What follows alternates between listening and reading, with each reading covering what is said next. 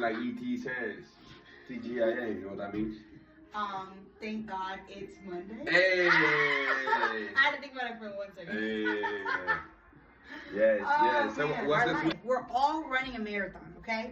How fast we run it is dependent on our own pace, right? Like what are you running your marathon for? How are you trying to navigate running it? Because automatically you are gonna run it regardless, right? You don't have a choice. You're in it, you're in life, you gotta run it. So you have to choose, all right, am I gonna choose just to be fast and just to get to the end and then be tired again for the next marathon I'm gonna have to run? Because life is gonna have multiple marathons constantly, one after the other.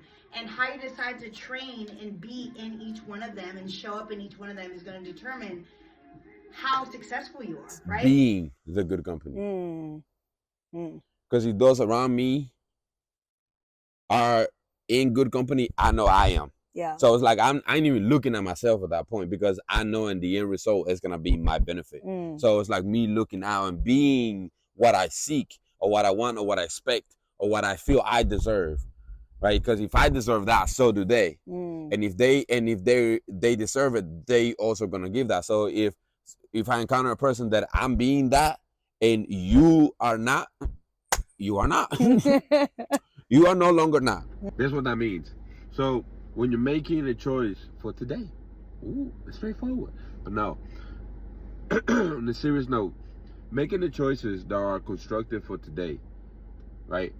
That are setting us up for success in the future.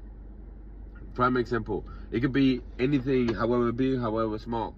From driving and somebody cuts you off.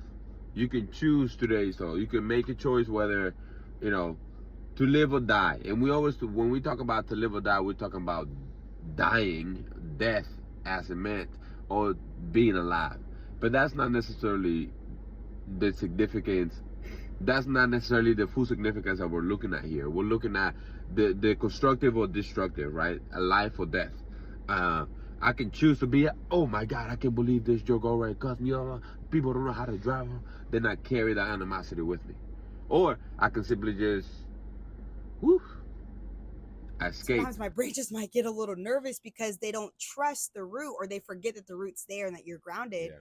So then you have to remind yourself, oh, I'm good. Like, I'm fine. I am grounded in a firm foundation, something that is solid, something that is, it says a man who builds his house on rock is wise, but the man who builds his house on sand is foolish, right?